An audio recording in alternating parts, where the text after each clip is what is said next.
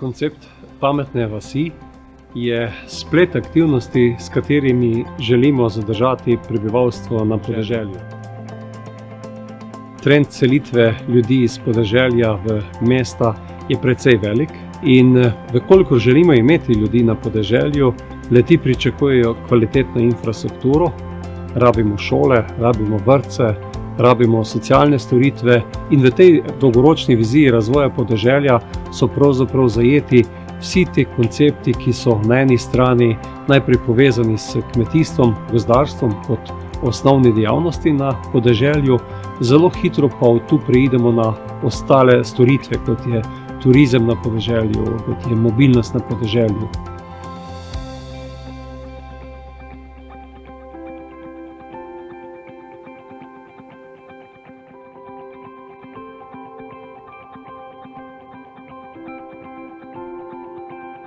V bistvu sam rad rečem, da mi ne počnemo nič drugega, kot da poskušamo razumeti današnji trenutek, tudi tehnologije, ki so na razpolago, da poenostavimo življenje, da naredimo to življenje na podeželju zanimivo za mlade, da lahko tu ustvarijo tudi svoj poklic, dobijo tudi na nek način plačilo za svoje delo, ki bo primerljivo z ostalimi poklici, in zelo hitro pride na vrsto tudi to, da se moramo zavedati, da je kvalitetna širokopasovna povezava nekaj, brez česa danes mladi enostavno ne morejo več živeti, in zato je ključen cilj tega koncepta tudi to, da zapolnimo to digitalno vrzel med podeželjem in mestom, kajti mesta so bistveno bolje pokrita s širokopasovnimi signali.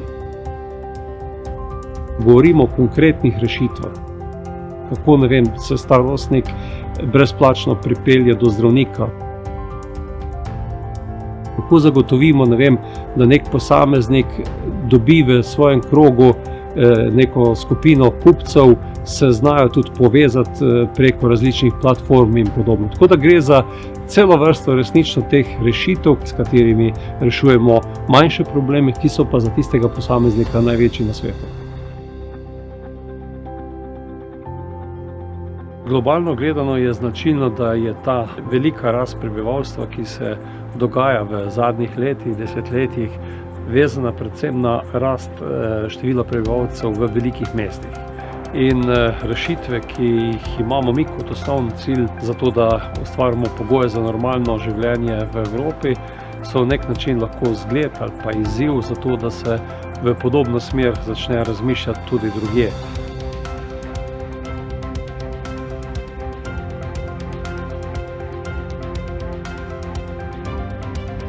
V času COVID krize smo prepoznali, kako je lahko podeželsko okolje zelo kvalitetno bivalno okolje. Mislim, da na podeželju ohranjamo to, kar bomo najbolj potrebovali v naslednjih letih, desetletjih, da se še slišimo, da se vidimo, da ostanemo človek človeku. In zato mislim, da je ta koncept tudi za neko vzdržno, odporno družbo zelo koristen in bo imel pozitivne rezultate na dolgi rok.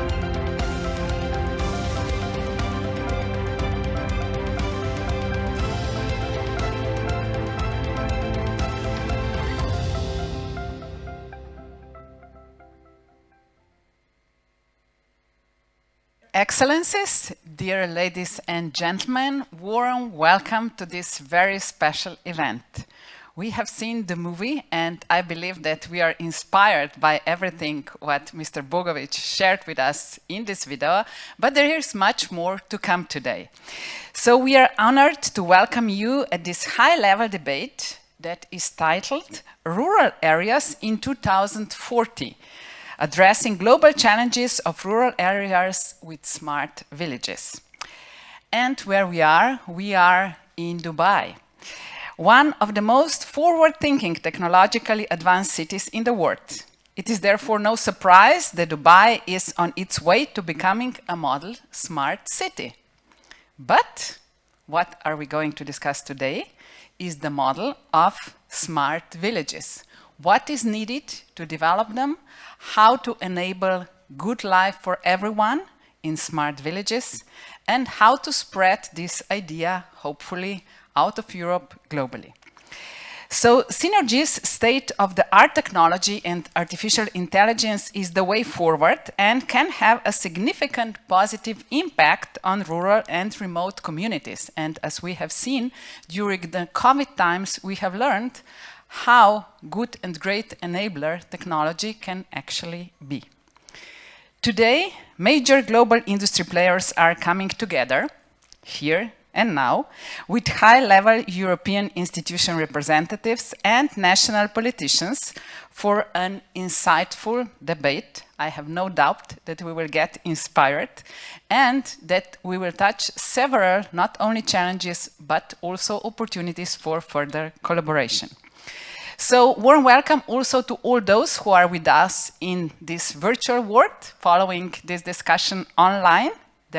There is a great community around that. And of course, let me thank the co-organizers of this event. We will see that collaboration is the key. Therefore, we have two co-organizers. So, the first is, of course, the Slovenian presidency of the Council of the European Union, the country of Slovenia, the only country with love in its name, for those who are not aware of that yet. And member of the European Parliament, Franc Bogovič, our superhero, is the other co-host on behalf of the Rumra and Smart Villages Intergroup in the European Parliament. So in the following 2 hours, or a little bit less, we will have the opportunity to meet other distinguished guests and speakers here on the stage. But let me first invite Mr. Matic Vovk, the one of the two co-organizers, to give us few introductory words on behalf of Slovenia, since he is the Commissioner General of the Republic of Slovenia for Expo. So, Mr. Vovk, please, the stage is yours.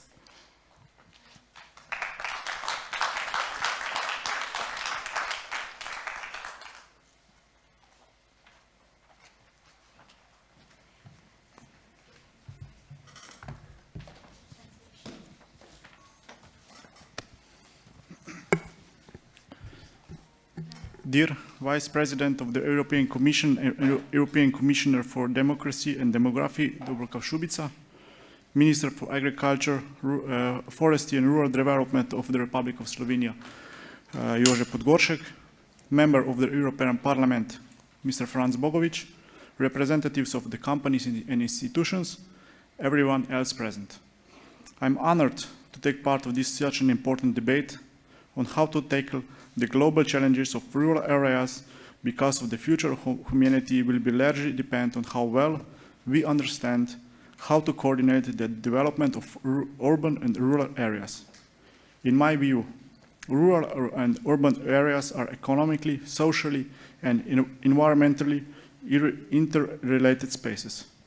Urban development is generally unthinkable without rural development, especially in areas where agriculture is the mainstay of the economy. Rural areas are necessary for urban areas to function. The gap between the opportunities offered by the living and working in the big cities and smaller towns is largely due to the differences in the degree of digitalization and more generally integration into global networks in the areas of business, knowledge, and information.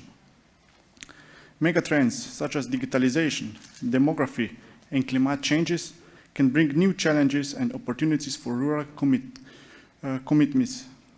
Innovations and technologies can offer new solutions for rural regions and overcome their remoteness from markets, higher transport costs, and lack of critical mass, and increase rural resistance. The European Rural Development Programme has therefore strongly focused for many years on reducing the differences between urban and rural areas. We know of a number of very good measures that create a platform for so-called smart villages, and are very proud of one of the most prominent ambassadors of this program, Mr. Franc Bogovič.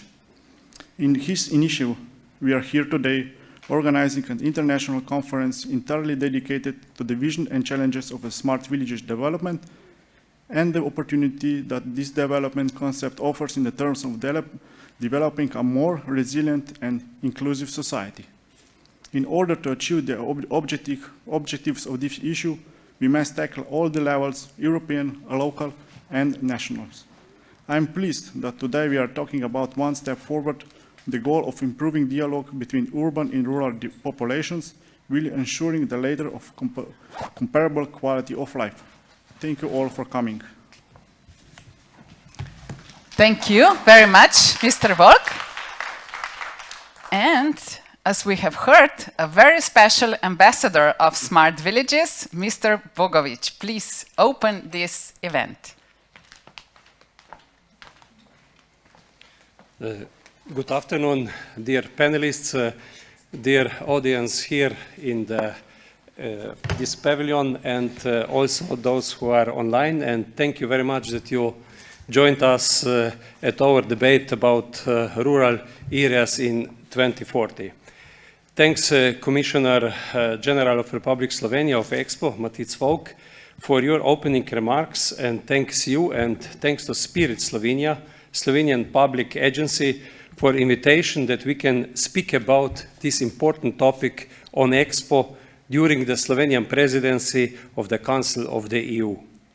In the European Parliament, we work hard on the development of the concept of smart villages last 6 years.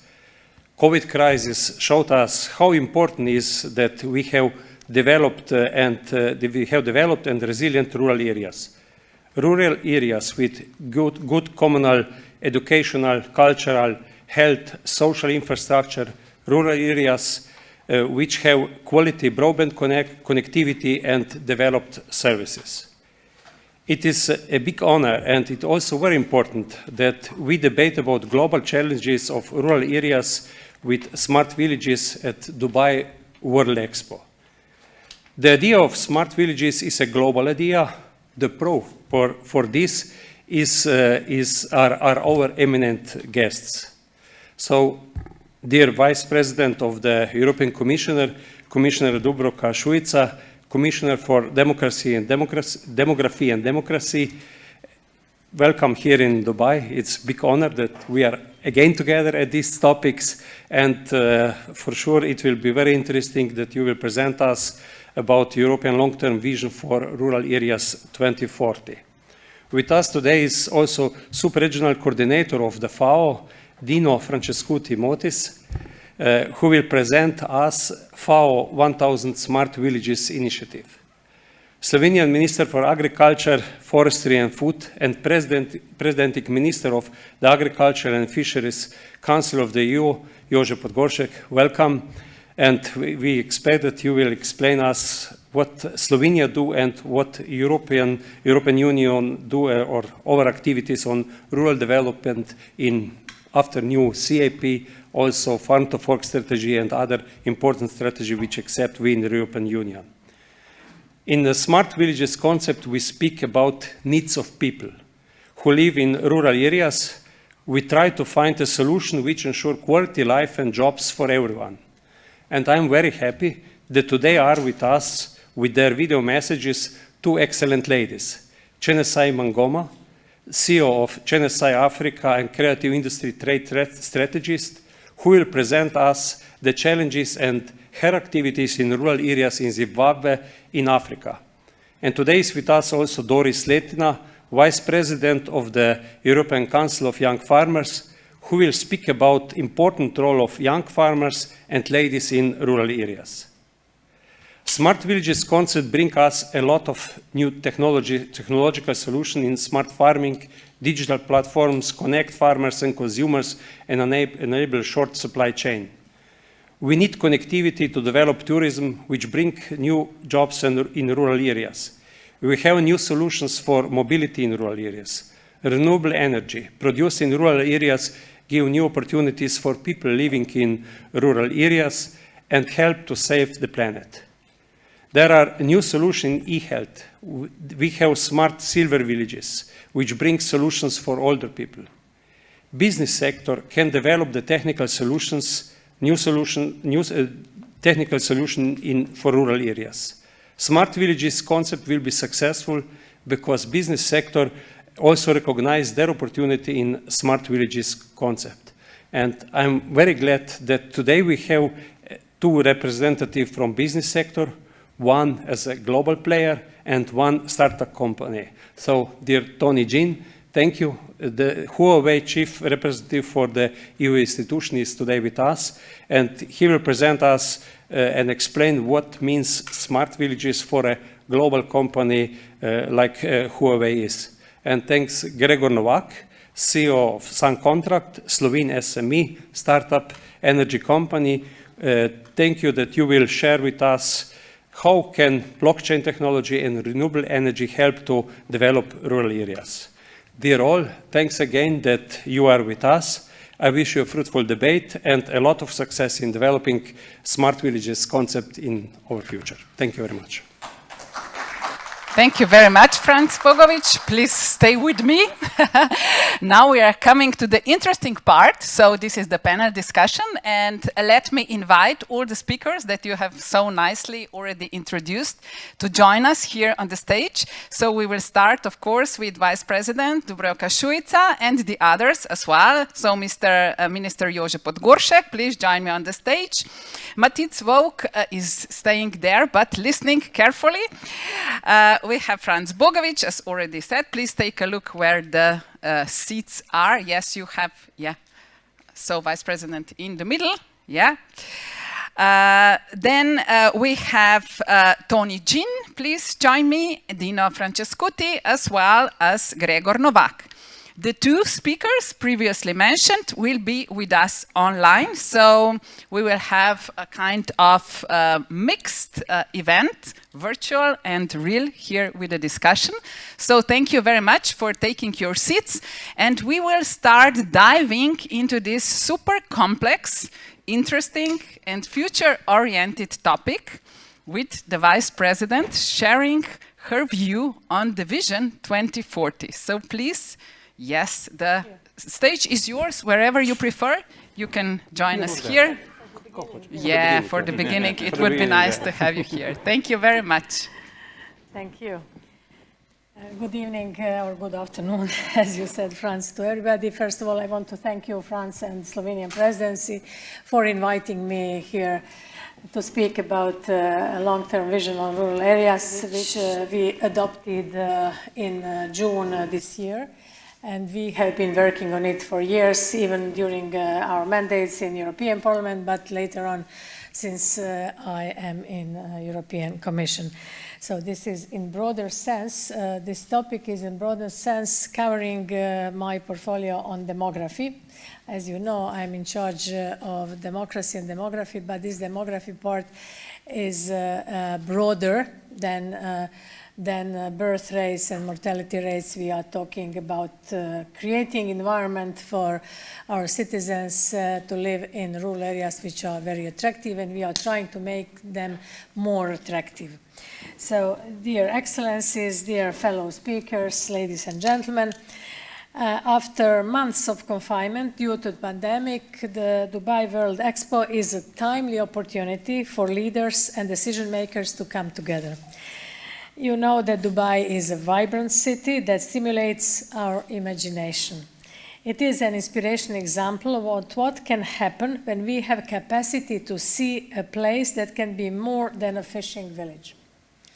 When we have the capacity to have a vision for the future and allow the potential of every village to emerge, stronger, connected, resilient, prosperous. These are four pillars underpinning the long-term vision for rural areas adopted by the European Commission, as I already said, on 30th of June. Therefore, it is appropriate that we present this vision here during the Expo Week of Urban and Rural Development. The world itself is a village. So, while of course the vision focuses on European territories, our rural areas share challenges and opportunities with many other rural areas across the globe. With this vision, there is enormous potential for an exchange and sharing of best practices across our global village for our global village. The long-term vision is developed not only for rural areas, but crucially with rural areas. This participatory approach continues as we implement the actions set out in the vision. Take as an example our Rural Pact. This pact brings together rural stakeholders with all levels of administration, local, national and European. all with the aim of making rural areas attractive places to live and work. Next year, we will provide a toolkit for beneficiaries to support them as they navigate the opportunities that the various post-2020 EU funds are offering. The Long-Term Visions Action Plan proposes tangible flagship projects. These include remote working and services.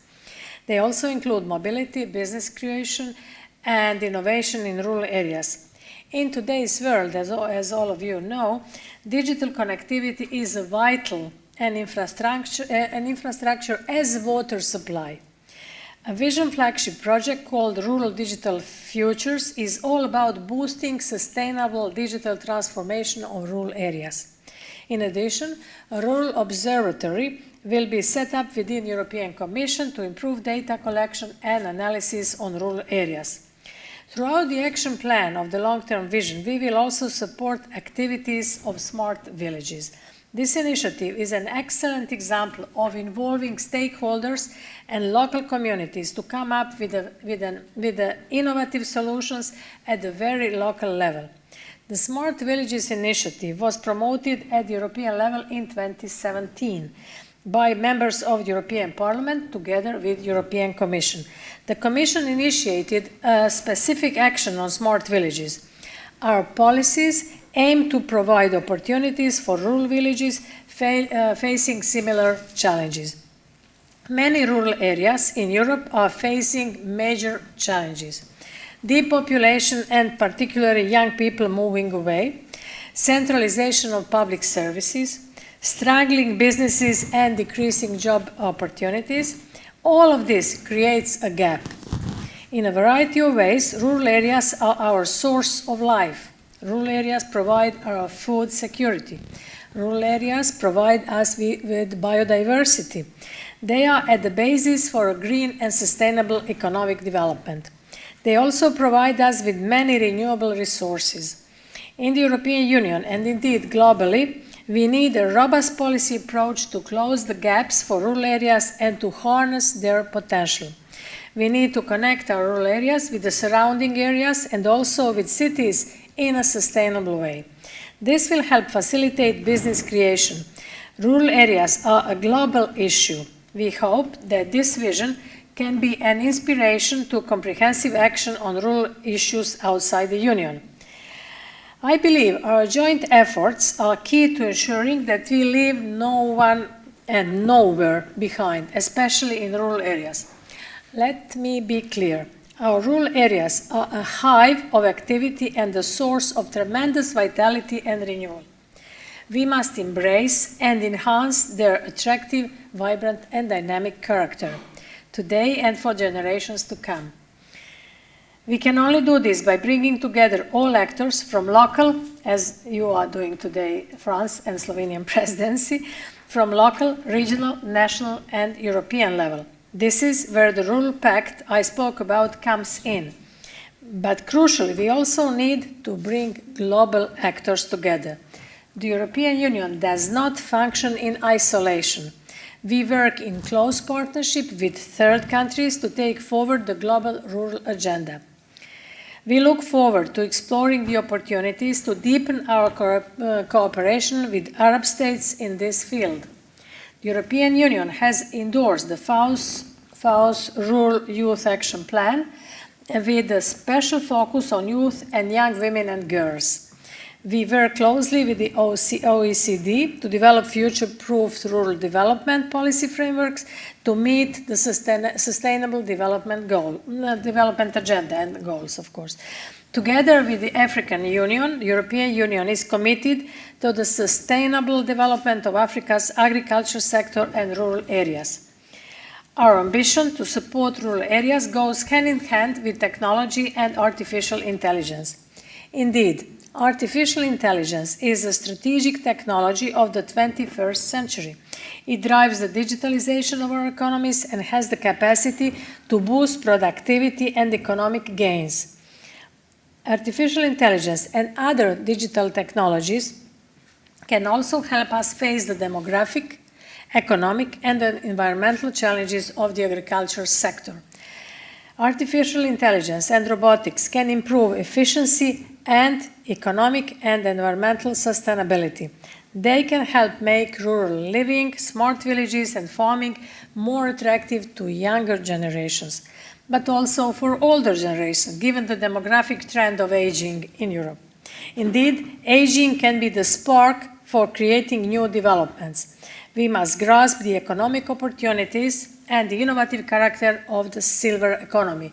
You mentioned silver villages. I'm thinking here about innovative technologies, products, and services, including in the health sector, that the silver economy is capable of generating.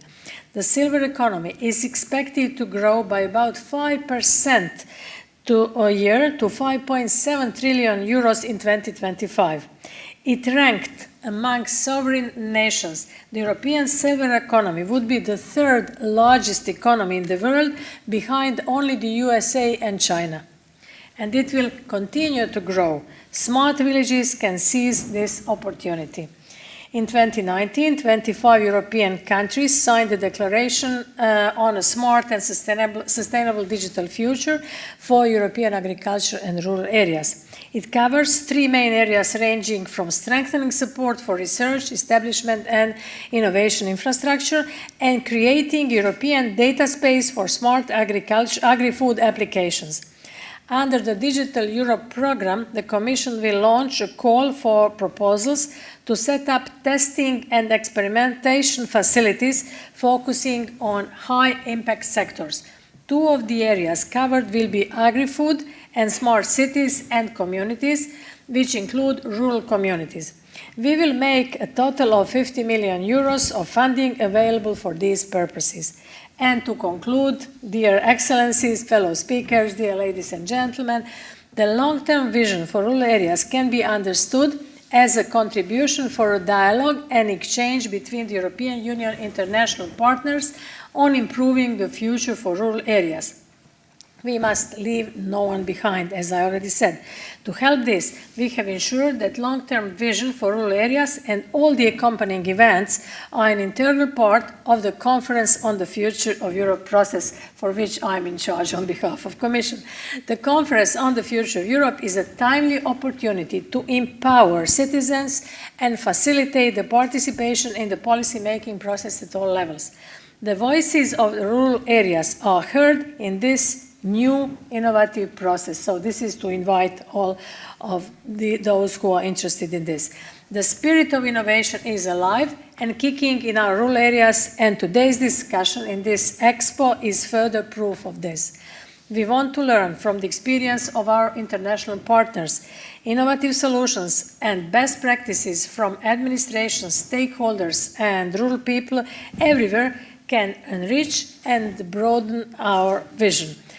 And to end, I look forward to our continued collaboration with our partners across our global village. Thank you very much and all the best. Thank you very much.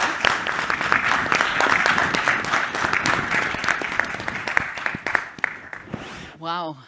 I guess that we are inspired. Vice President Šuica, you touched all the points, actually, that are so important for this transition. So before we open the podium, I forgot to introduce myself. So I'm Ladeja Godina-Košir, the founder of Circular Change and also the co-chair of European Circular Economy Stakeholder Platform. So I'm looking forward now to this debate, and I will start with the reflection to what we have heard from you. Ms. Šuica, you said one very, at least everyone hears something different, but what I have heard very much is this link between the public governance and everything what is happening, let's say, top-down, and the other which is emerging bottom-up. And you showed us through your speech that there is a lot happening on the ground, what is not overlooked. So maybe if you can share a little bit more about that, how to really engage those in rural areas who have the vote as well to become more engaged in the co-creation of the future. Thank you for this question.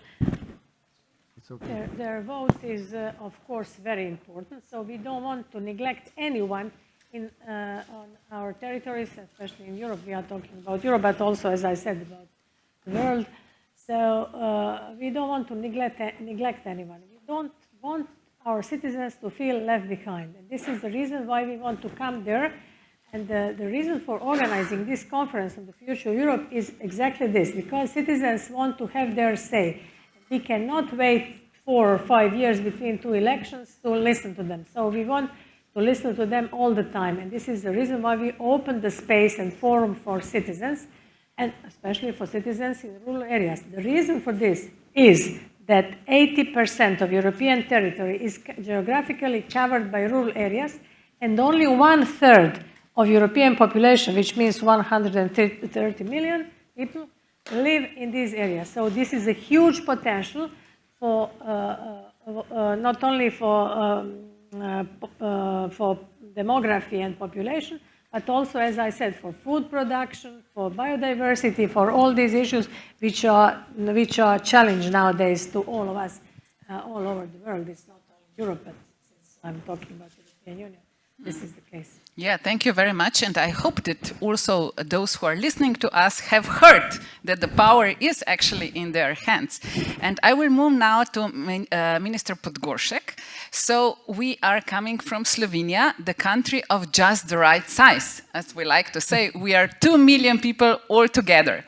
So one small village, not the global village, what Vice President Šuica said before, but we are this tiny village.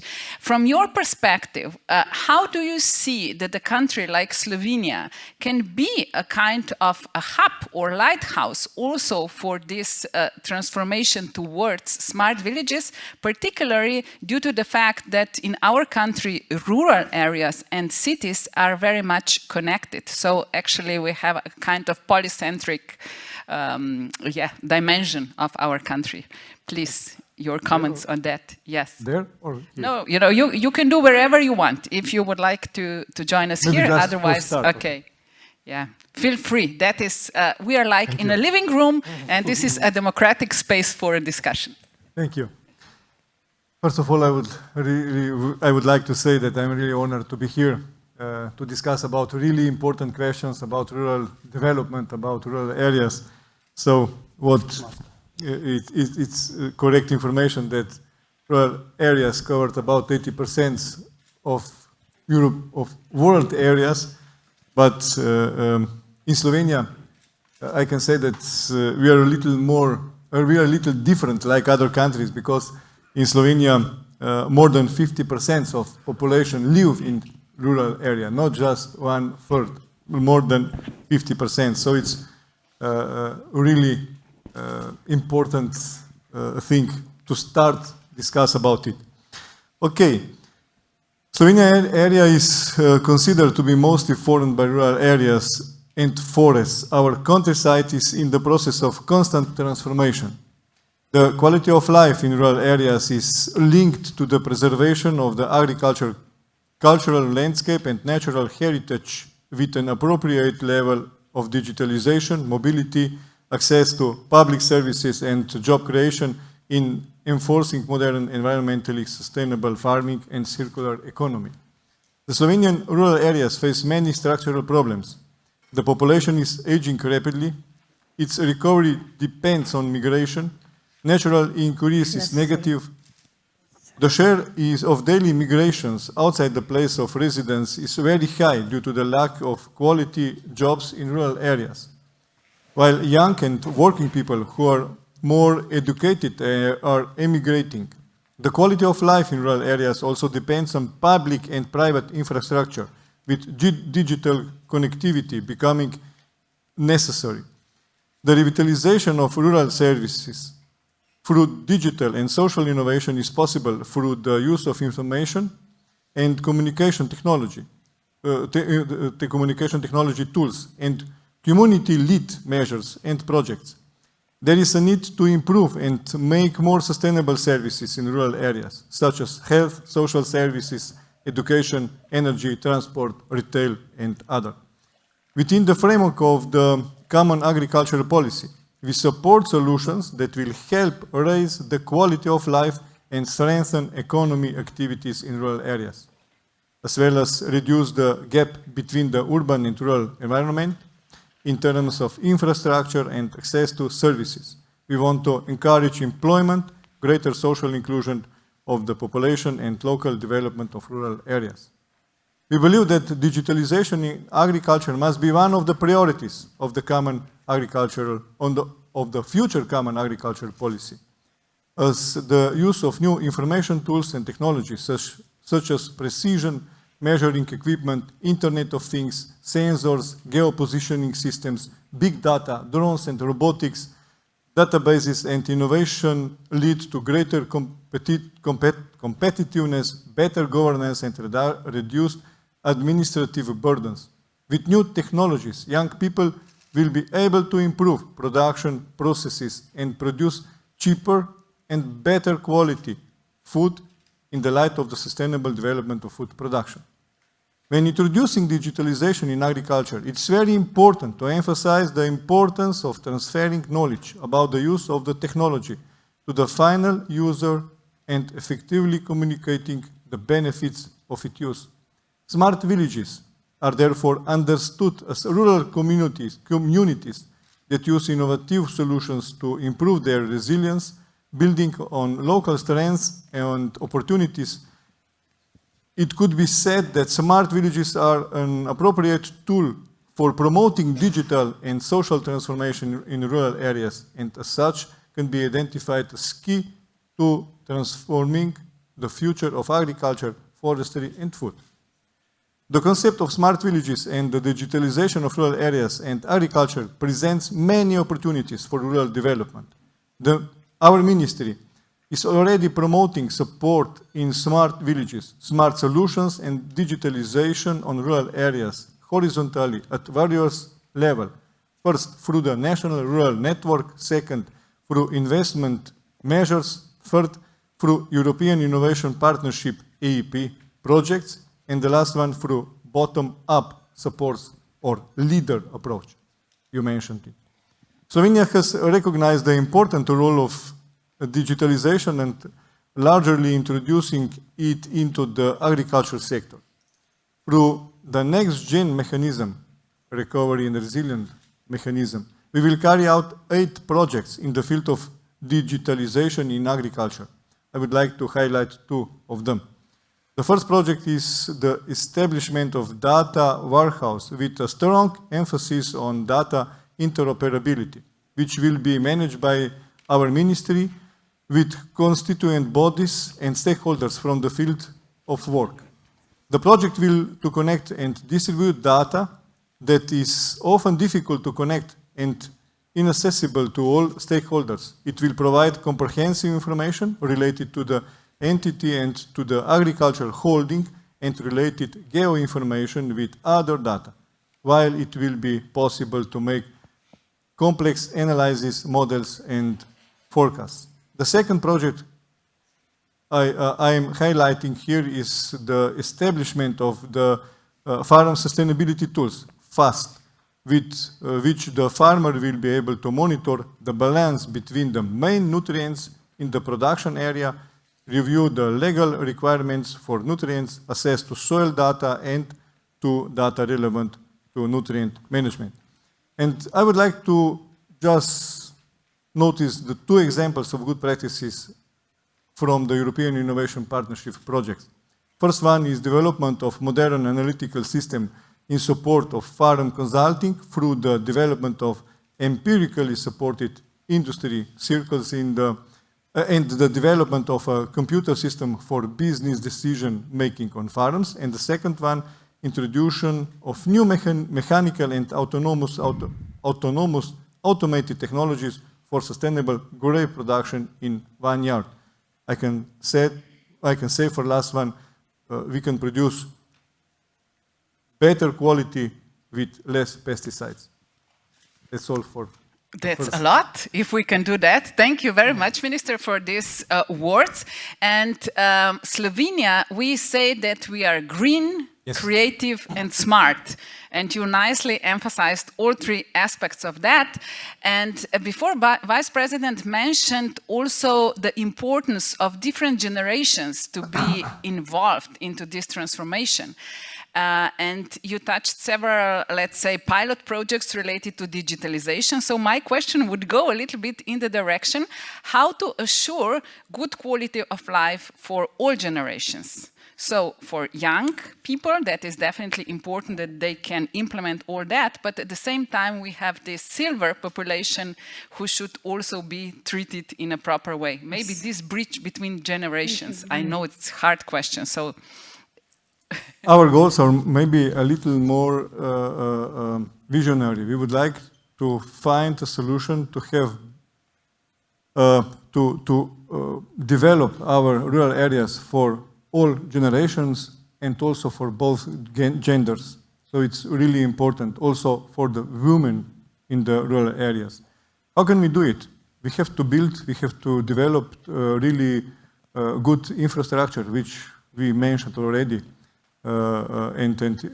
I'm sure that it's possible. We have to find a solution to develop our infrastructure, internet, I don't know, each infrastructure which we need in rural areas, also with social activities, with cultural activities, because also I'm also living in a rural area, and I also like to go to, I don't know, some cultural activities. So we have to build it also in rural areas. So we have to find a solution to develop the rural areas as our cities. So it's the most important thing. And of course, we have to find also a solution to develop also agriculture sector in rural areas, because agriculture sector is the most important sector in rural areas. Because of them, we have rural areas as we have in Slovenia at the moment. Yeah. So we have really beautiful country because of agriculture in rural areas. Mm-hmm. Thank you very much for this. And I'm sure that now with the video that we have by Doris Letina, who is a young lady, Vice President of the European Council of Young Farmers, yes, we will get additional information on that, what you so nicely put it now on the stage. So please, the video of Doris Letina. Rural areas should provide decent life, place for live, developing on personal and business level, and also to providing quality spending of leisure time. But not just in long term, starting today, for different profiles of people that are living in rural areas, and for diverse business opportunities we have. And not last, and for sure not least, also for farmers. Because we, young farmers, we are ready. Or we are already taking our responsibility to producing quality food, but also to developing rural areas. And I believe that you're aware, but that comes with many different challenges in the agriculture, but also in other sectors. And the only constant we have is development. And we cannot forget that sustainability consists of three equal aspects: environmental, but also economical and social. We have strong need for a wide range of useful toolkits, and that needs to have accessible resources and be there for us. It is extremely important that each stakeholders recognize their role and take responsibility. And I mean here, every one of us, every one of you. We need to fill the gaps, and it is important that the infrastructure is appropriate and that the social services are recognized by wide range of people. Collaboration and empowerment of farmers can, together with satisfied consumer, strong value chain, and of course supportive environment that includes also you, and strong system, build smart villages we are talking about and we all want to have and we want to live in. Thank you for the message. So young people are engaged and aware of all dimensions of this sustainable transformation, as we have heard, the environmental one, economic one, social one. And Mr. Jin, let me jump to you now. We have heard a lot about this need for digitalization, about that what is smart, what makes our life better. You're coming from Huawei, so business solutions are in your hands. But not only that, also how you address as the society as a whole. So maybe your reflection and concrete examples of that, what makes a village smart? Thank you very much for your question. So, if allowed, I will Yes, of provide course, a short please. keynotes. Thank you.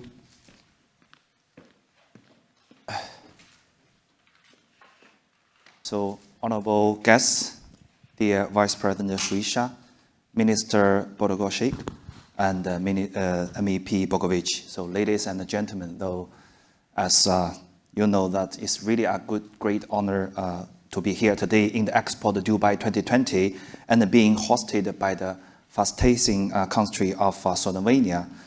For me, Slovenia and Dubai, have two things in common. Firstly, the unique beauty and immense potential, and the second, their ambitions to build a greener and a smarter society. So, in fact, we are now speaking very close to the Slovenia Pavilion. This extraordinary pavilion shows the combination of nature and the technologies is the secret to unblocking sustainable progress for all. This is exactly the formula that we can well apply to our rural areas. To show how, let me take you from this floating forest showing in the pavilion to our floating solar panels in Europe. In the Dutch town of Huawei, combining the power of the northern suns and the strength of the river Isel, we have built the largest floating solar park in Europe, together with our German partners from BayWa. So our lightweight and highly efficient inverter there produced 60% of the total city swallows, the energy needs. So imagine if this kind of floating solar panels are able to install in the Adriatic coast, from the Dubrovnik to Koper. Croatia and Slovenia could become the greener solutions to the European energy challenges. So let's look at the inland rural connectivities. You mentioning digitalizations, that's the fundamental issues. The rural coverage nowadays has the challenges because of the costs are too high and the return of the revenue is too low. So consequently, people are reluctant to invest on the rural coverages. This is the reality. So Huawei changed this by developing a new product line dedicated to the rural coverage solutions. So in the past 5 years, we allocated 1,500 engineers globally to work on the rural solutions, like the AirPoint for the fiber to the home, fixed wireless access enabled by 5G, and the rural start platform. Thanks to the innovations, driving down the total cost by at least 30% and reducing the deployment time by 80%. So we have now made it much easier for the telecom operators to build a size in the villages as small as 500 people. Imagine what this could mean for Blestanica in Slovenia or Groznia in Croatia. So, for example, our rural start platform is deployed in 60 countries and connects more than 50 million people in the rural areas. So it has fundamentally changed their lives by bringing them into digital age. This is the first step in transforming villages into smart villages. We already discussed that. And then, therefore, the future of the rural deployment. So we are very proud that in this year, the Barcelona Mobile Congress 2021, Huawei Rural Start Pro won the GSMA Global Mobile Award for Best Mobile Innovations. So you may be wondering why Huawei is the biggest innovator in rural connectivities. It's not so high, profit business sectors. The answer is because Huawei are more mission-driven rather than profit-driven. So Huawei has a mission to bring connectivities to every person who needs it, regardless of where they live, to leave no one behind. So next to connectivities, a key element to rural development is smart agricultures, precision farmings, so which we are empowering our 5G and other solutions. And you may be thinking, what about digital skills? will our farmers be able to use these innovations? So the answer is yes. Huawei are training the next generation of agriculture engineers and the farmers. So in Europe, Huawei has set up more than 150 ICT academies and certified over 20,000 digital professionals in areas like connectivities, computing, big data, and artificial intelligence. Currently, 3% of those professionals are specialized in agriculture sector. It's low.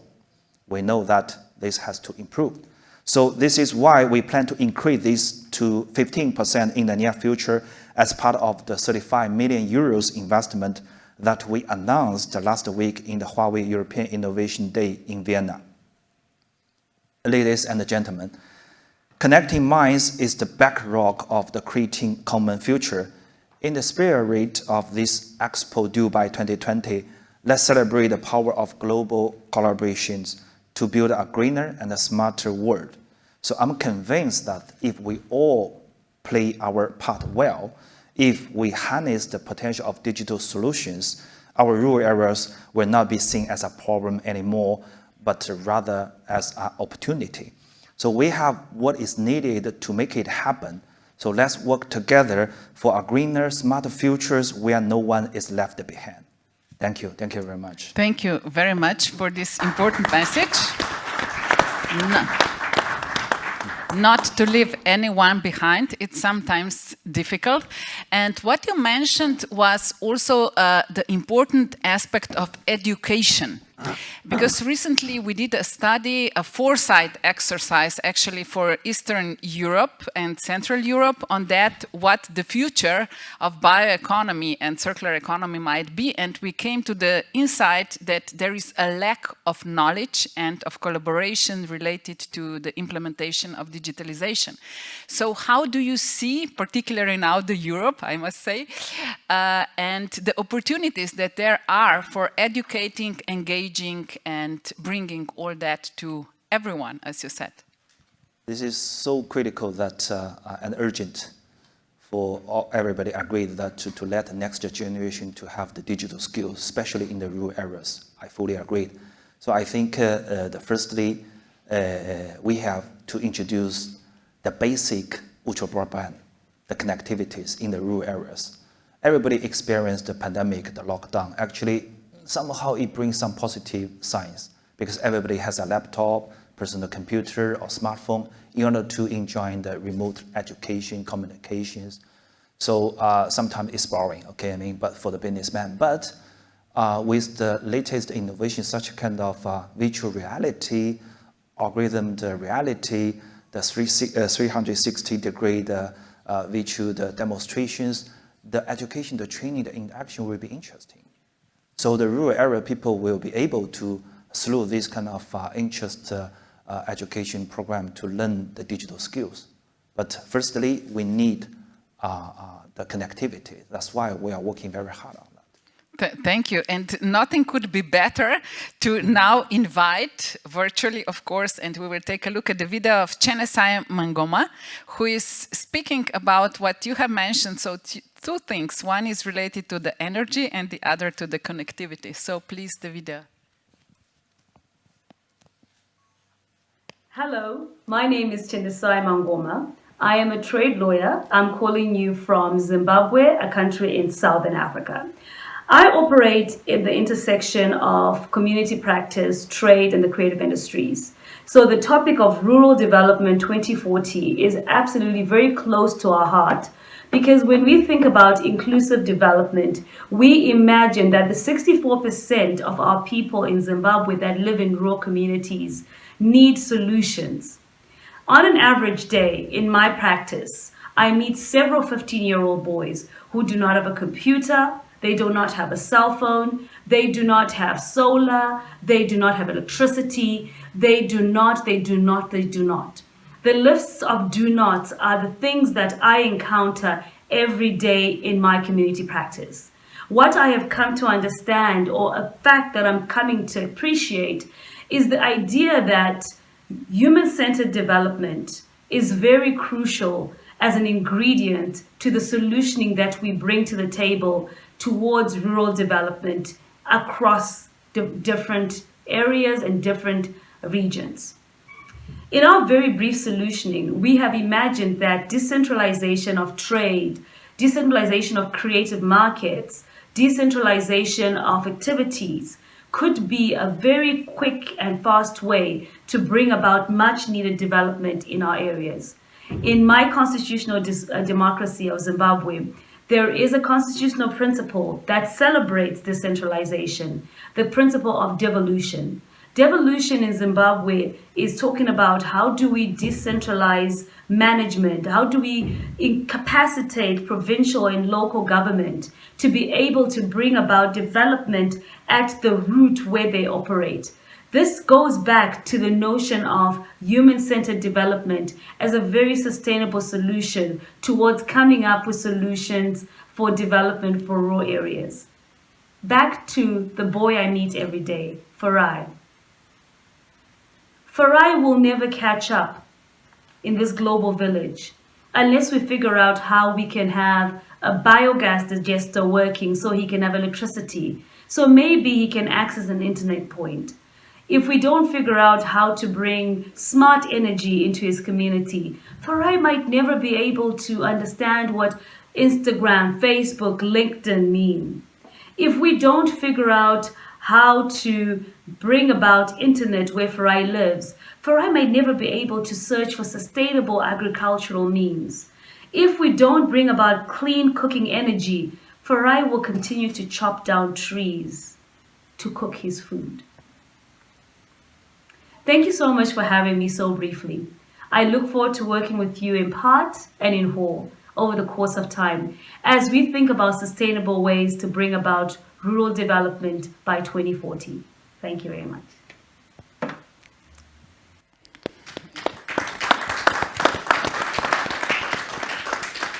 I guess these are true change makers on the ground, deciding to do a purposeful work and really to support the local community. And I will move now to you, Mr. Dino Francescuti, because you have an overview of different continents, we can say, from Latin America now to the country where we are, and Europe as well, of course. So what would you say, where do you see this potential that has to be nourished? Actually, and as we have heard, not to talk about what we do not have, but what we can enable. So where we are and what is that we should focus on, particularly for this sustainable future and for the smart life of everyone? Thank you. We can hear you perfectly well, yeah. Thank you so much. Great question.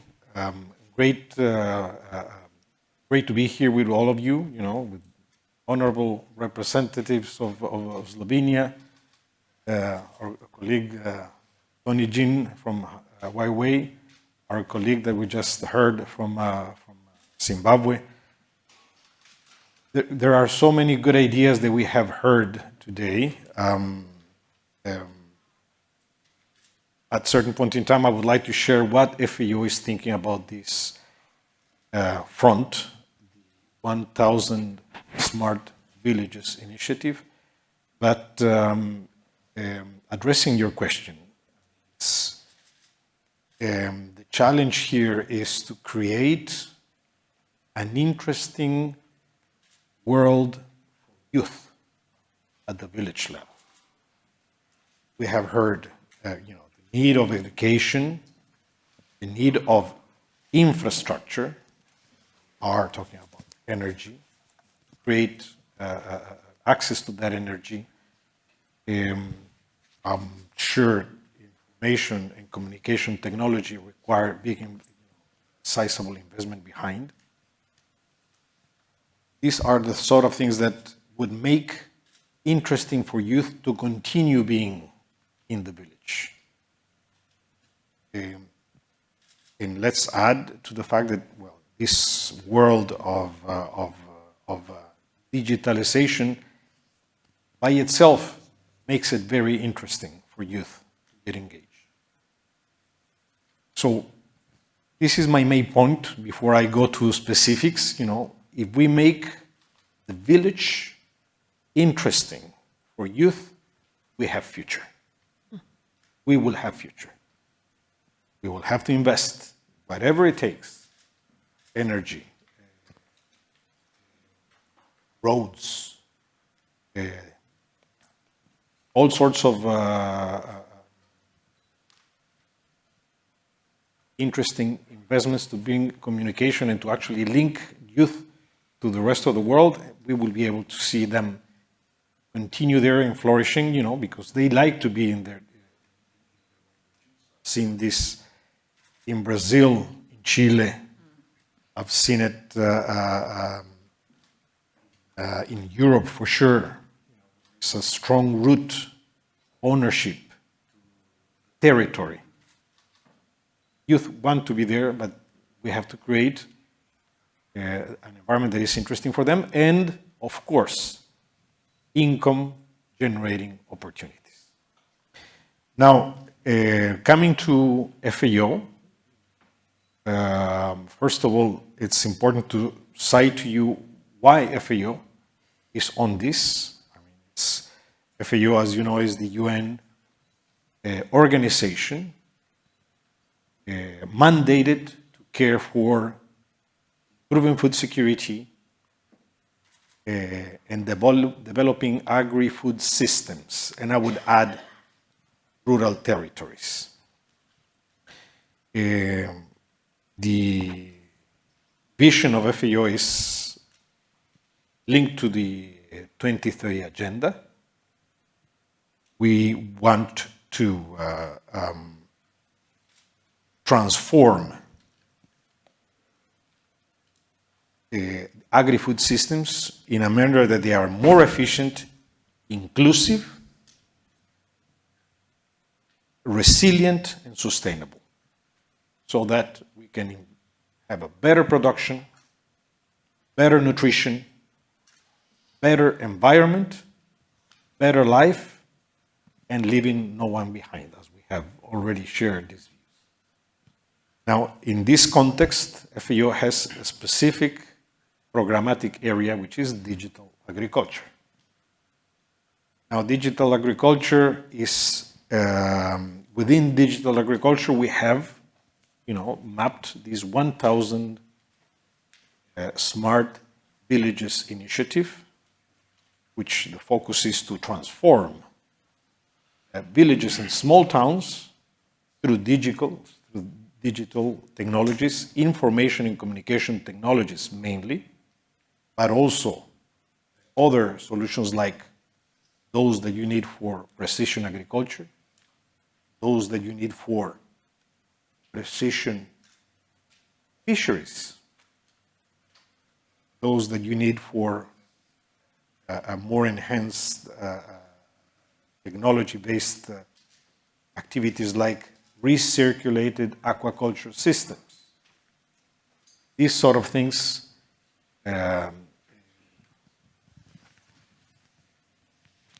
this 1,000 Smart Villages initiative is essentially focusing on 3 dimensions. On the production side, as we have heard, increase productivity through ICTs, enhance access to markets, e-commerce, facilitate the linkage of farmers to value chains, okay? But at the same time, improving the farmers' lives. That is, to give them access to financial services, including insurance, possibility of be well connected with farm registries, land registries. And a third dimension is the village itself, bringing public services to the level of the village.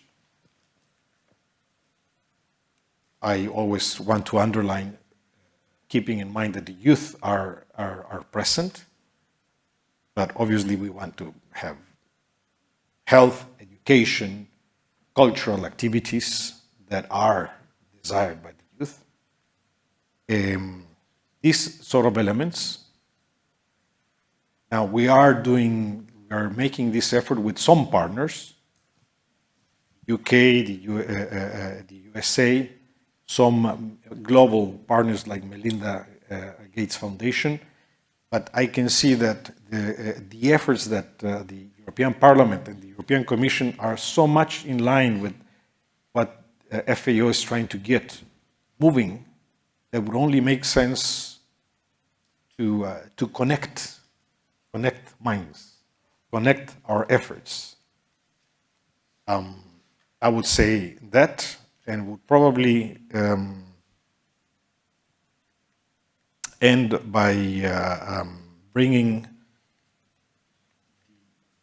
to the table the importance of a first point that you made at the beginning. Our plans, not only top-down, but bottom-up, in a way that we can, actors that can make a difference at the global level, the European Commission, the UN, but also at the local level, municipalities, and village associations. These efforts are certainly needed. How can FAO be involved in these efforts? Clearly, we are not a private sector that brings technology like Huawei is doing, or specific startups that can bring that experience, or we are not a specific government that is bringing the service and the resources to make it possible. We might be able to be contributing as a transition broker, utilizing some interesting... our topic, I see. So, to facilitate that encounter of ideas and that continuing of a planning process. Keeping in mind that when you plan, you want to make sure that whoever is sitting on that planning community take their own responsibility. Yeah, thank you for that. And I must give some subtitle to this because you mentioned transition brokers. Those are the people who are actually orchestrating these complex processes and bring different interests together so that we can co-create solutions. So thank you for mentioning that. And I will jump now to someone who is a front runner as well. So Mr. Gregor Novak, you are the one who is stepping out of the box, who is really not only the thinker, but also the doer.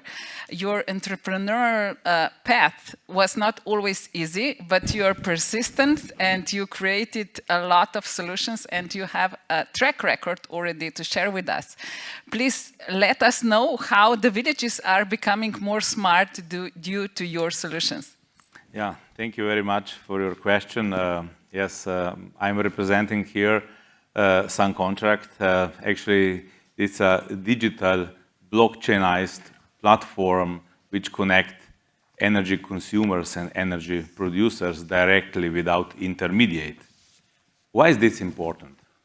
Let's say, if you let me know just a few words, that I'm putting this Sun Contract, our thinking on the contest we are now facing. We know that now the world leaders are now gathering in Glasgow on COP26. It's very important for us, this gathering, and I hope so they will find really good agreements that we keep this planet overheated just to 1.5 degrees centigrade. Because our mission and our thinking was also in the past, and is still here, that we have to do something right now on the energy field, of course, which is very, very influential to this planet. Also to keep this planet, this home for future generations. Like the colleague from Huawei said, that's the mission before the profit, and it's our mission before the profit to do something good for these future generations. Of course, we can make money, we can make economy with that as well, but our mission is to do this. So we started with this, how we can help this planet and how we can do our part in Slovenia or elsewhere worldwide, that we can help and engage people who will do also bottom-up approach. We heard today top-down, and top-down now is actually in Glasgow. Top-down is Europe Union is doing very, very well. I appreciate that, because the really ambitious plan to be first carbon neutral continent, that's a big thing. And the plan for 2030, fit to 55. So these are really, really huge top-down approaches. We need them. But we need also bottom-up, and this we started even before this policy were on place. And we wanted to do a simple thing.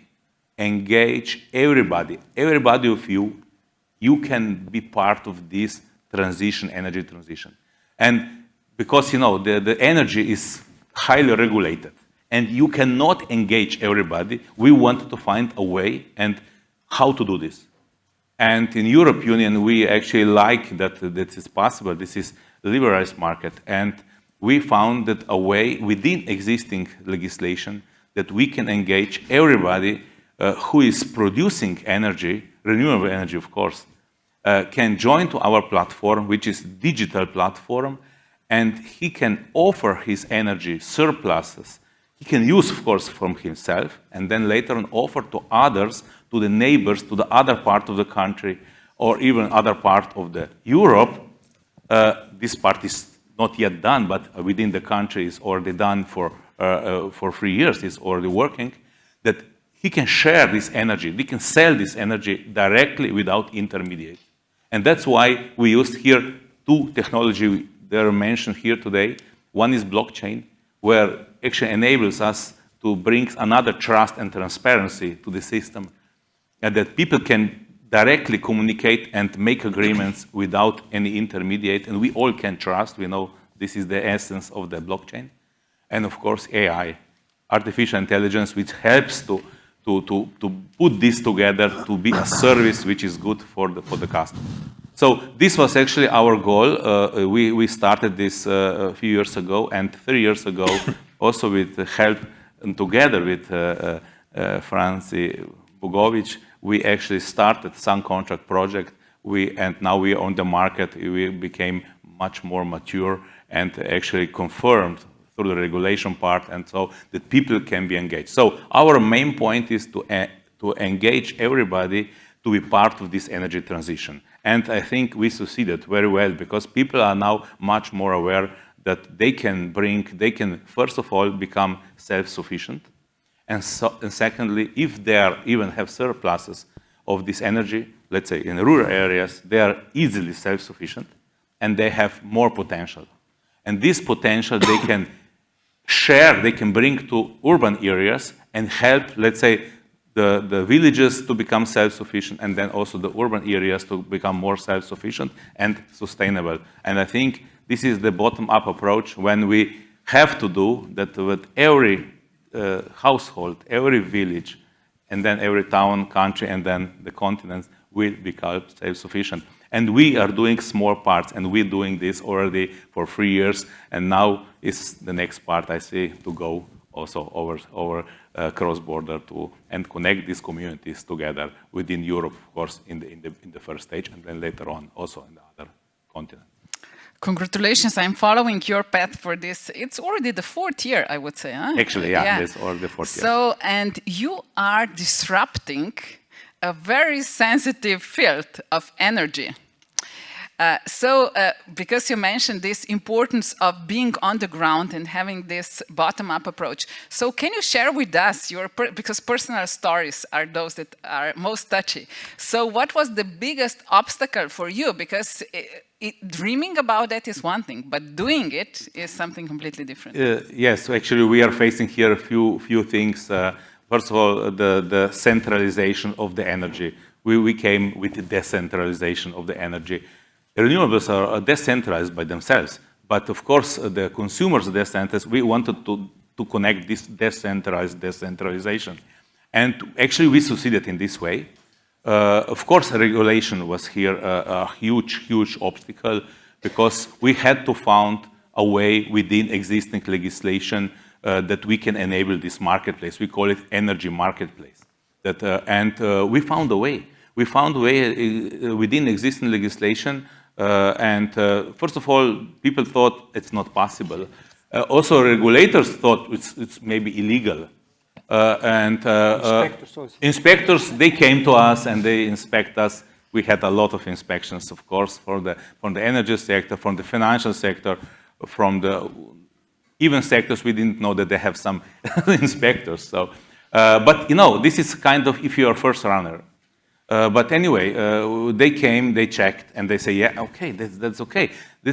But the essential part was here that the community, that we are not a company that's like a normal company. We are a company who actually has a community behind. And when the community found out, okay, I can have surpluses of the energy and I can move it to the other part, let's say to the country. I can share it. I can give it to my daughter who is studying in the capital. I can bring in this energy to the new next year calculation. I can decide the energy price in which I'm doing. So is this possible? But then found out it's possible. So we have kind of unique model, and yeah, of course, also the competitors saw a kind of disrupting model. Of course, they are huge, and it's not so easy to change. But they saw, and also some big competitors saw, this is going to be a future, and they started to develop a lot of in this area, and actually it's confirmed us that we are on the right way. I guess that this is very, very important and encouraging message for everyone. Things are possible, but you dare to step out and do things differently. So thank you for sharing that. And as you said, it is all about collaboration. It is competition, but we are calling this now co-opetition, like we collaborate and compete at the same time. Exactly. So I think it's important. And now, Mr. Bogovič, because you are the one actually who is building this community that has been mentioned, and these smart villages are based on this feeling of belonging somewhere, of having others who can collaborate and who you can discuss things like that openly. So based on everything what we have heard so far, what would you expose as 3 lessons learned that you are most proud of on this journey of smart villages? Yeah. First of all, that we sit here in Dubai after 5 years when we started this debate between European Commission.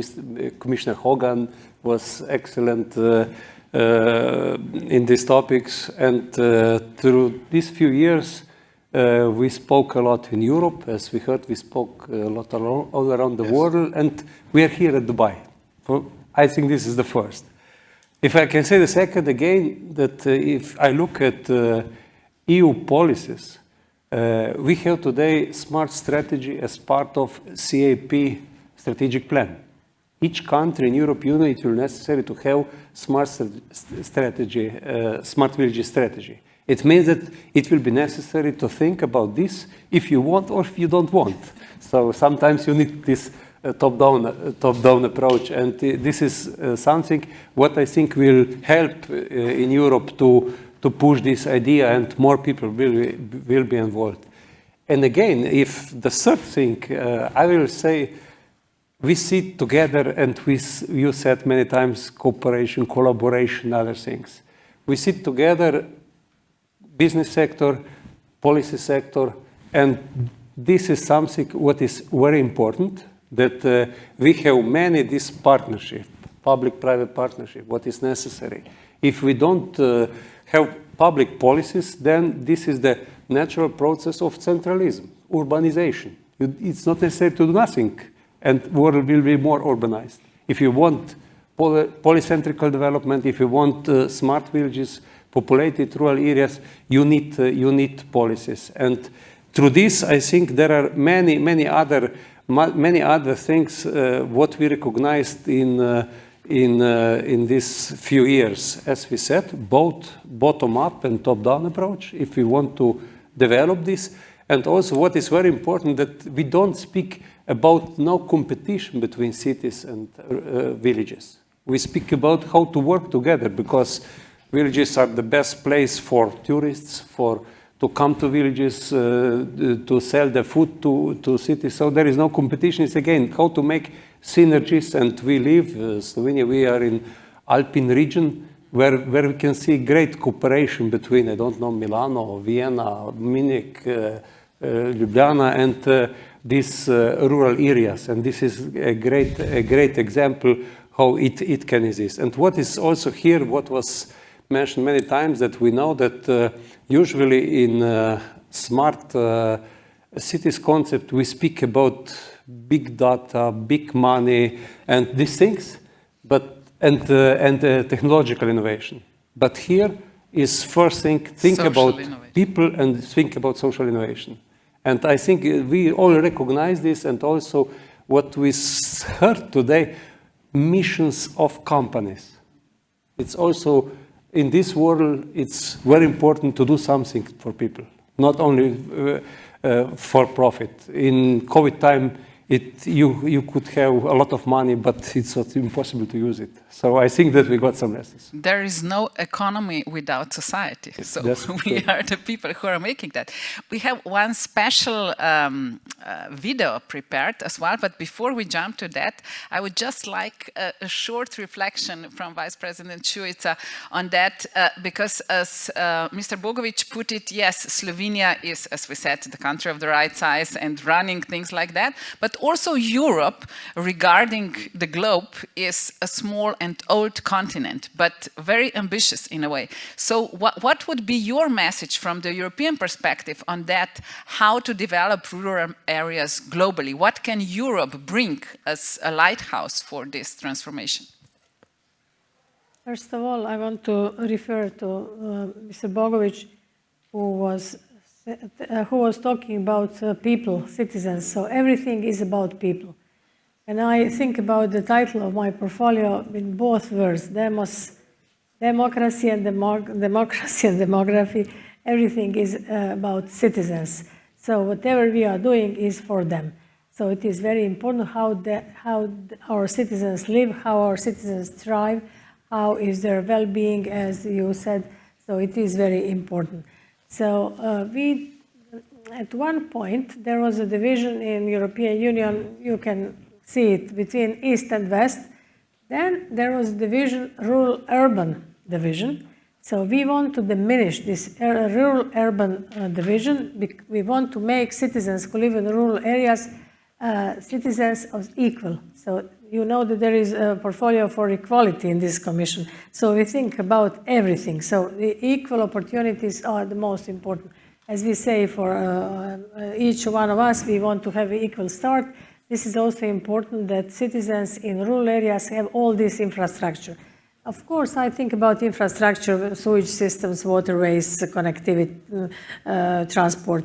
But on top of all comes broadband internet, and this is very important. Without this, you cannot imagine equal life in rural areas, because you cannot create new jobs, you cannot do anything. We experienced this during this pandemic when we started working remotely. So motto of today is not where you are, but how well you are connected. And for me, this digital connectivity as one of our twin priorities, which is green and digital, is the most important one. And this will be my message. All of us have to work together, be it on local, regional, national, European, or world level. So this is very important for me. Thank you. This is the good starting point for the video, because you mentioned the importance of every single person, as well as we have heard creativity is important, innovation and imagination. So let's imagine the future with the help of the video prepared specially for this very event. Smart villages are about people. Smart villages are communities in rural areas that use innovative solutions to improve their resilience, building on local strengths and opportunities. The vision of the European. Our vision is a resilient, just, democratic and cohesive society in which citizens refocus on their local face-to-face communities and take pride and ownership in their remote and rural communities. Today, the world economy is at a turning point, discovering the strategic potential of rural areas.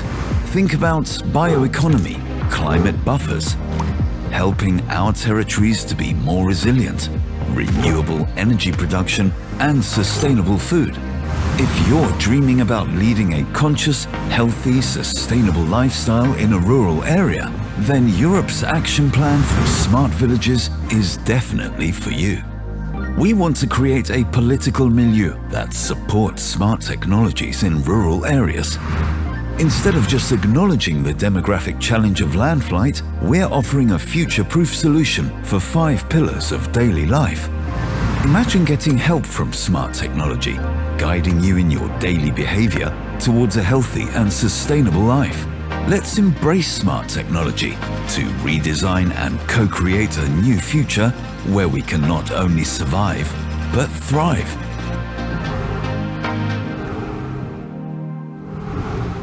Brendan is a farmer in a rural area, and every day he tries to make agriculture sustainable and efficient.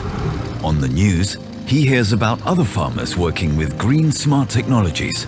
Brendan is interested, but he'd really like some support and guidance. That's when Europe's action plan for smart villages comes in handy. We help farmers like Brendan to realize a long-term vision that includes a digital and green transformation. Because initiatives coming from the community itself have a higher chance of success than when introduced from above. Let's connect rural agriculture to the Internet of Things. Imagine rural connectivity, where drones and agricultural robots are helping Brendan to control weeds.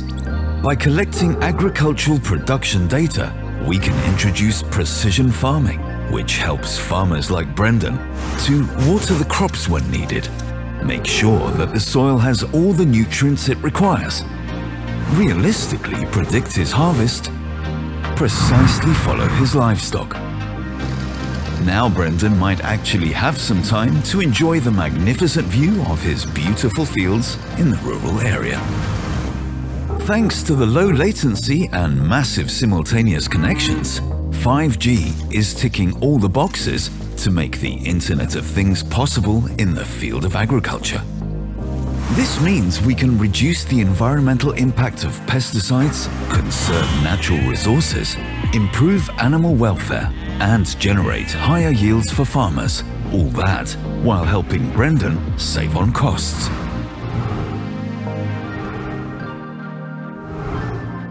Caitlin is feeling sick again.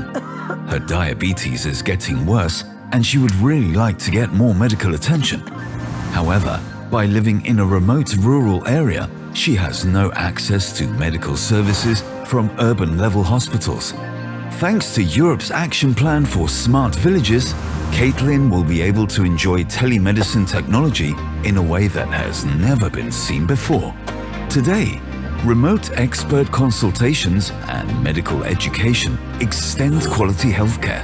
The implementation of 5G makes it possible to connect patients and doctors from different hospitals over the web through HD audio and video. Doctors can even be trained in multimedia classrooms. In today's healthcare system, patients like Caitlin are facing problems like unevenly distributed medical resources, costly services, and difficulties in remote academic discussions. Subsidiary support could help with scarce public healthcare services, but rural areas require a delicate balance between control and self-control. Europe's action plan for smart villages supports civic engagement in the technology development of rural areas. Did you know that New Zealand launched a network of medical clinics in rural areas? They are all powered by a 5G network, Wi-Fi 6, and a cloud platform. Furthermore, now doctors have fast and secure access to medical records and connectivity for medical devices. 5G opens the doors to telemedicine, where surgery processes can be broadcast live. Now surgery can also be recorded and archived for future on-demand playback and academic communication. Thanks to advanced 5G technology, patients like Caitlin won't be left behind.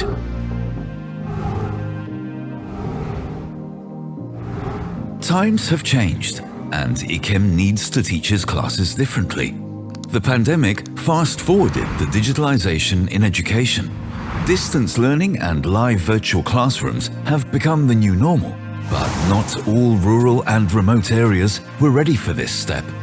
Unfortunately, IKEM has the needs, but not the facilities. Europe's Action Plan for Smart Villages promotes digital infrastructure solutions to bridge the digital divide between rural and urban areas, so all the kids would have access to quality education. So how can digital infrastructure help teachers like IKEM? Firstly, we need a unified cloud platform that enables interactive teaching in real time to teachers, classrooms, and students. Secondly, we are all on a mission to connect schools without internet access. To do so, we provide revolutionary broadband connectivities to schools in rural and remote areas. Collaboration with service provider partners is key. Thirdly, we support the education of children and young people by donating tablets and laptops to teachers in schools. Let's improve the digital skills in rural areas so nobody's left behind. Europe's Action Plan for Smart Villages promotes equal access to quality education for all kids, so teachers like IKEM can close the digital gap between rural and urban education.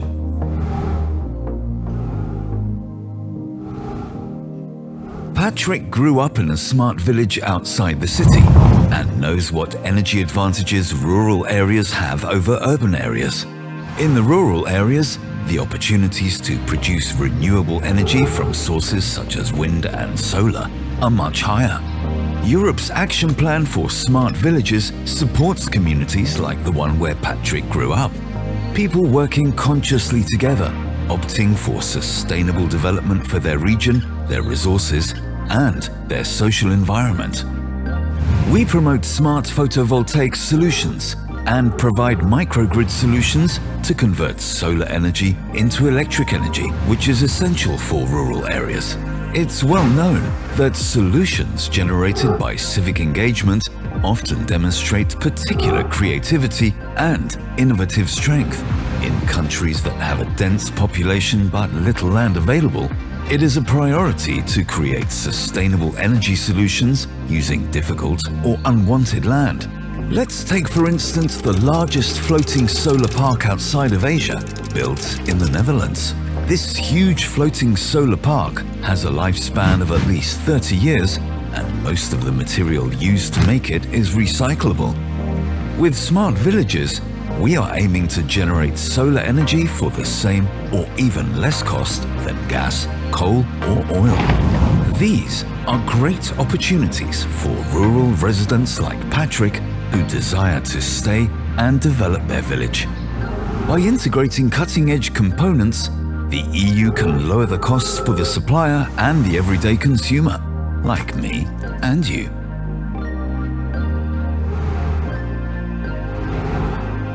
In today's world, urban mobility has been the center of transport development. However, rural regions that are structurally weak and disconnected have a huge untapped potential for smart and shared mobility options. Veronica is living in a rural valley area and she takes the car to go to work every day.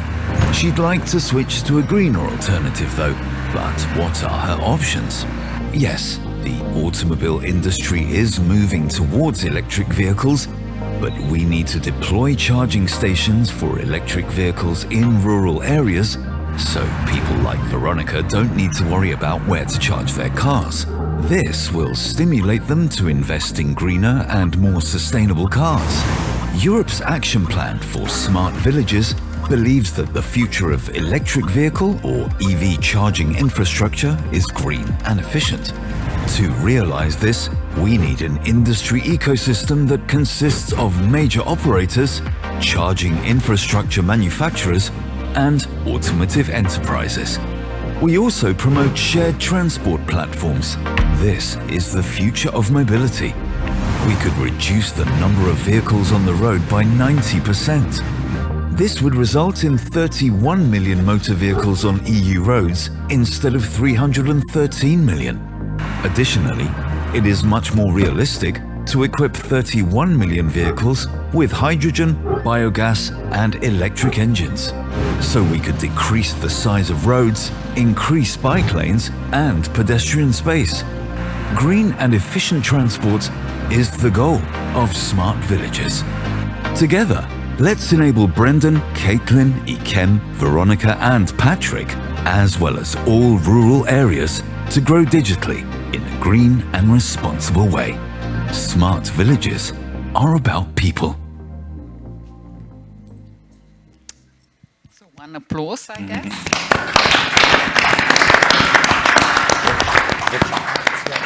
So, since smart villages are about people, the time has come to open the podium to the people. And here we are to get some questions from the audience. So, who is brave enough to break the ice and set the question? Is there any hero in the audience? Boo. Otherwise, we will continue our discussion, don't worry, but don't complain afterwards. So is there anyone who would like to? Yeah, there is a brave guy sitting there. Hi, good evening, everyone. My question is to anyone and everyone in the panel. We've heard on numerous occasions during this discussion that it's imperative for us to digitize rural areas, digitize farming. Of course, we've all heard that it's definitely better for productivity. However, digitization is known to be a job cutter.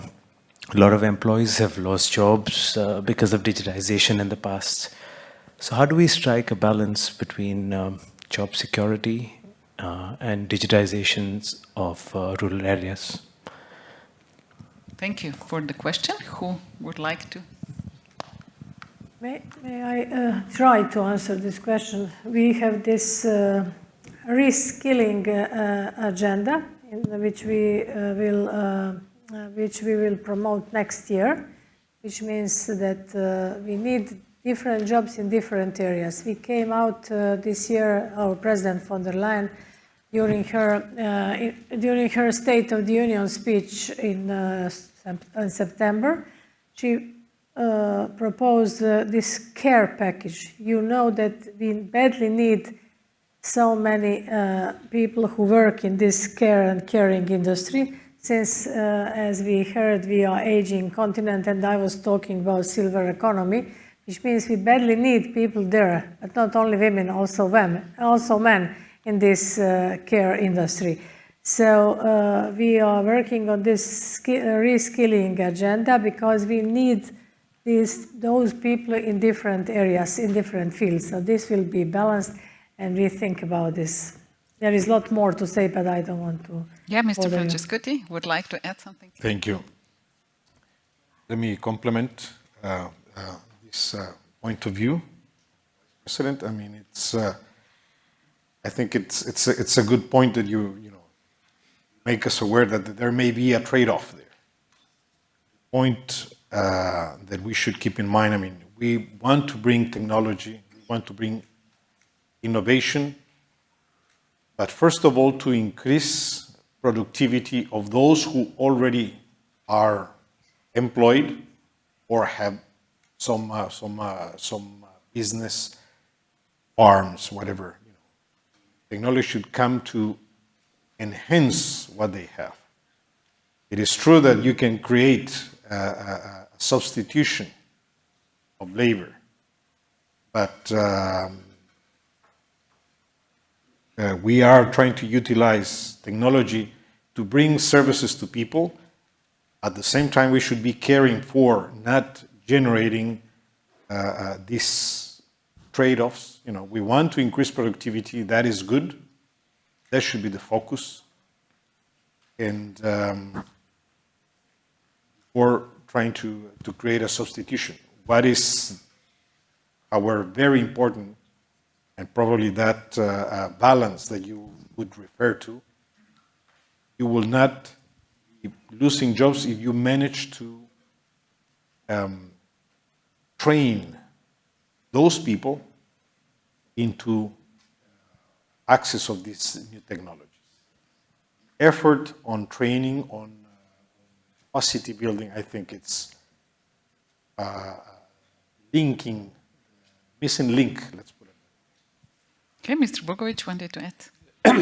Yes, that's a great question, and I will try to explain in agriculture sector.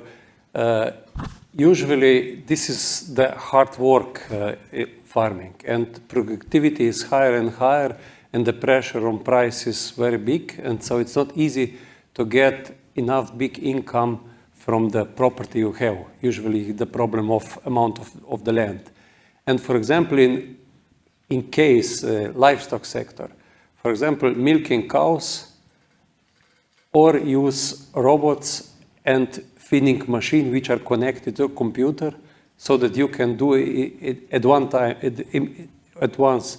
That ladies usually work, but not only ladies, also men. But it's easier to work because it's really hard work.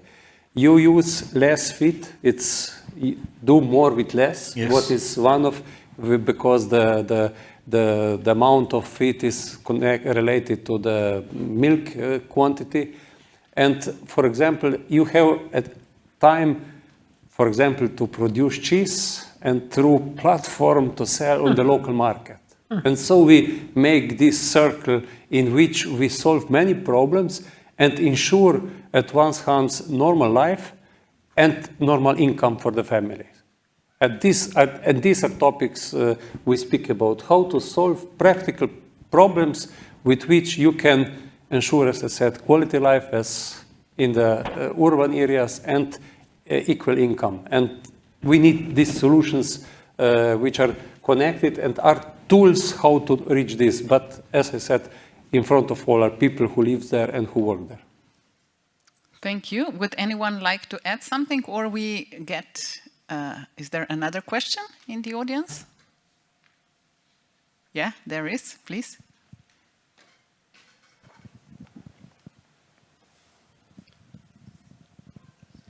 Thank you. It was a series of most interesting and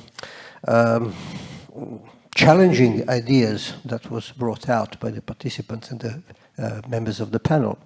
But there is one thing that I have failed to grasp, maybe it was my failing, but I have failed to grasp from any of those that expounded on the various benefits of the application of IT technology and so on and so on.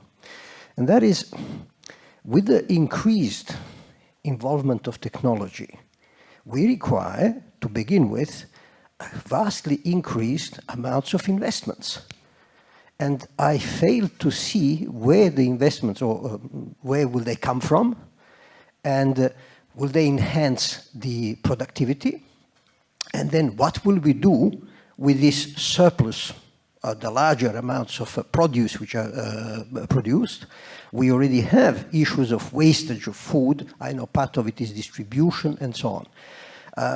I am absolutely impressed by possibilities that exist, but I fail to see that we are addressing the organization and the linking of all the areas where we are going to achieve benefits through larger investments, smarter and more efficient production, and so on and so on. Are we working on the synergies between the various areas which are being involved in all of these areas that we have touched in the exposés we heard tonight? Thanks. Thank you for this question on systemic approach, which is crucial, actually. Who is going to answer? I will do a few sentences. Last week in European Parliament, we accept opinion on farm to fork strategy. This is one of these Green Deal umbrella strategy, which was proposed by European Commission, and we spoke exactly about all these topics, about whole chain, and from production on one side, and also environmental impact of agriculture, which is in some case too big and it must be reduced, and then relations in food chain, so that you ensure the fair income for everybody in food chain, and also we accept in this opinion the reduction of food waste for 30% till 2030 and 50% 2050. And all these topics are related with CAP policy, which is European Common Agriculture Policy, and these things will be connected also with money which European Union put to farmers, will be related with all these topics. So for sure you touch the basic topics, and but we, as I said, with this more sustainable agriculture, to avoid this surplus or some low-cost agriculture, with also we speak about quality of this food in this case, and also the impact on the environment. But on the other hand, respect also this growth of population all around the world, what is necessary to have in account. So, but I try to explain what is part of this farm to fork strategy, and in this strategy there are really all these questions put on place, and try to make solution, to find solutions for it. Yeah, Mr. Podgorshek was there also. Wanted. Then we go to you. Sorry. Thank you. I will complement your comment here, bringing the issue of financing of this technology change, technology transformation. Clearly so, one way is to rethink the way we're spending resources, public resources, with a different vision. We would even say, be more strategic in the way we spend public resources. But the other area of financing is the private sector itself. So you have to understand how the private sector functions. Private sector brings technology, and very often what you need to be aware of is how to link into these value chains of this private sector. Sometimes it's only a matter of creating an interesting business reality for these global businesses or national businesses or local businesses to link and eventually finance some of this technology for these villages to come and address these. So understanding how the private sector functions and linking with them, and on the other side, be more strategic in the use of public. So we have heard now that resources are crucial, and one of the resources is time as well. And we came to the point where we have to conclude our discussion, but I'm sure it will be continued on through your forum on smart villages, so we will not leave anyone without the possibility to contribute.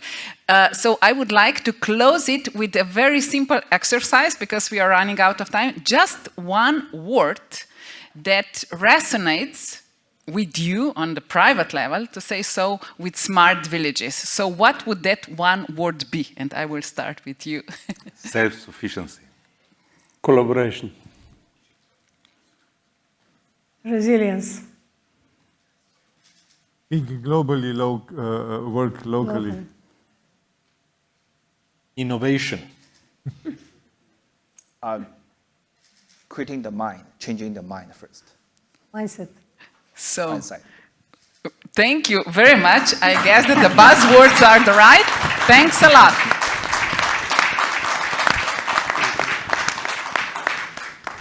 So I would also like to thank everyone who was behind the scene, because those are the people that are often overlooked. So one big applause for all those people who made this event possible on the backstage.